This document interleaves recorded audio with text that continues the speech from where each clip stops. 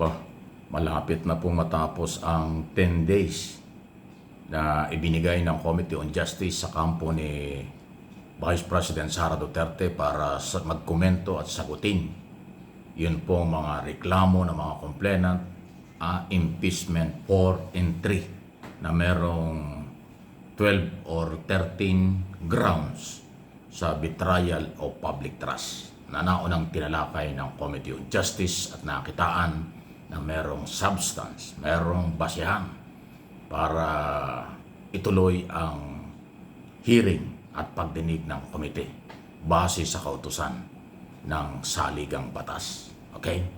Ayun pong 10 days ay hanggang Monday na lang.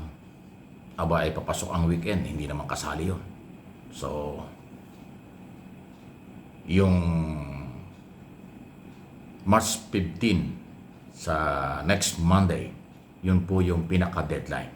Hindi natin alam kung bibigyan pa ng consideration, extension, base siguro sa magiging, kung magre-request ng extension ang kampo ni Vice President, siguro pagbibigyan niya. Pero kung totally deadma, walang extension request, walang reply, lahat-lahat, ayun ang magiging problema. Dan masusubukan ang power ng Kongreso, especially ang Justice Committee. Sila ba'y aasa na ibibitin-bitin ang kampo ni Sara kung yun ang plano? O kanilang itutuloy ang kanilang obligasyon at mandato na mag-reply o hindi ang akusado, tuloy ang hearing? At sa akin pong personal na opinion, kung ang susundin talaga ng mga kongresistang member ng Justice Committee ay ang mandato at ang batas, ang impeachment rules, aba, hindi ho dapat sila paapekto at hindi sila dapat tumigil sa kanilang trabaho kung ayaw sagutin. Yan ang may tanong natin kung, malaking kung ayaw mag-reply at sagutin ng Vice President. Hindi ko naman sinabing ayaw nila na tuluyan. Posibleng nadidelay lang o posibleng kung ano hindi natin alam. Kasi yung 10 days po, nasa rules yan eh. 10 working days dapat ay sumagot ang akusado o inaakusahan nitong mga impeachment complaint. Ayun po yun. Eh, Monday na nga po yung deadline eh. Wala pa tayo masyadong balita ay mag-weekend. So, lalong wala na pagka-weekend. So, good luck sa ating mga justice committee member at chairman ng Kongreso dahil nasa kanila yan. Pero, ito po yun. Sumagot o hindi si Sara Duterte sa tamang panahon sa komite, hindi po titigil ang Committee on Justice. Magdi-decide, maghihiring sila at papakinggan ang lahat ng ebidensya at testigo ng mga nag-aakusa. Okay? Hindi ibig sabihin hindi haharap si Sara kung yun ang plano o i-ignore ni Sara ang komite ay titigil ang Justice Committee. Hindi po sila ganon. Yung binigyan siya ng notice at binigyan ng 10 days, yun ay kanyang pagkakataong may pagtanggol ang sarili at masagot yung mga paratang sa kanya sa betrayal of public trust. Yan ang proseso. So kung lahat ng pagkakataon ay ibibigay at ibinigay na at hindi ito sinagot at binaliwala, aba ibang iso yan. Ulitin ko hindi ko po sinabing totally ayaw sagutin ang kampo ni Duterte. Ang sinasabi ko lang dito yung policy at deadline na pinag-uusapan at yung obligasyon at nasa mandato ituloy ang pagdinig, paglalatag ng ebidensya at testigo. Kasi mataas po ang expectation ng taong bayan, Luzon, Visayas, Mindanao at sa buong mundo. Ano man ang inyong paniniwalang pampolitika na gusto nilang matuloy ang tunay na paglilitis, malaman kung ano ang tunay na katotohanan at kung paano idepensa ni Sara Duterte at ang kanyang mga abogado ang mga aligasyon na merong kawalan ng tiwala sa kanya, betrayal of public trust sa pera at kapangyarihan. Yan po yun eh. Matitindi po yan.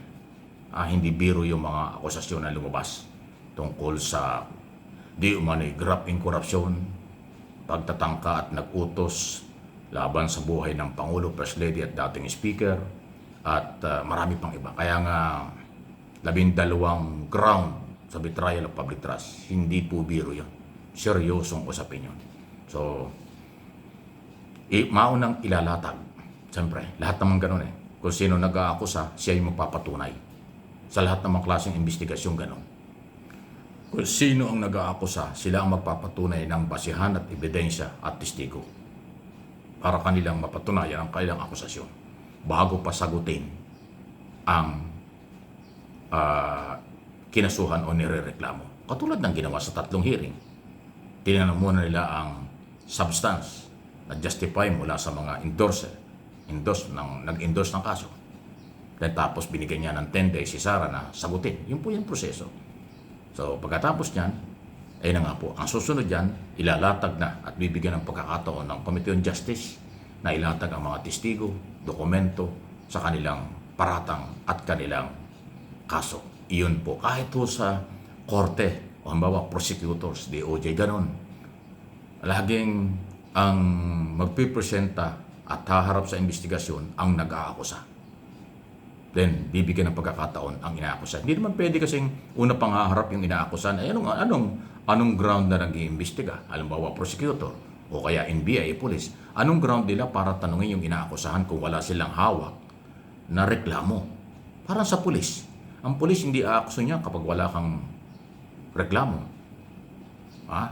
Kung halimbawa ay ninakawan yung bahay mo, kung hindi ka naman nagreklamo, hindi aakuso ng police. Yun po yung tamang proseso. Ganon din ang NBI.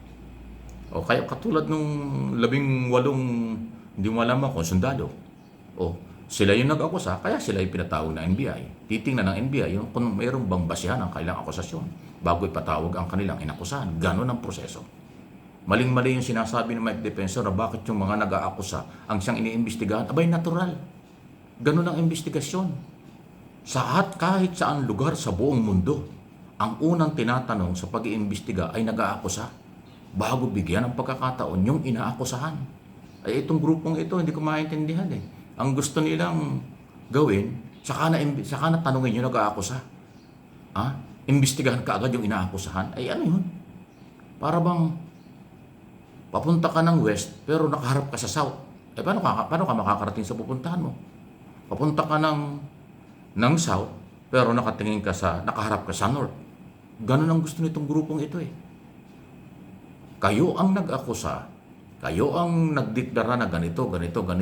Kayo din ang magpatunay.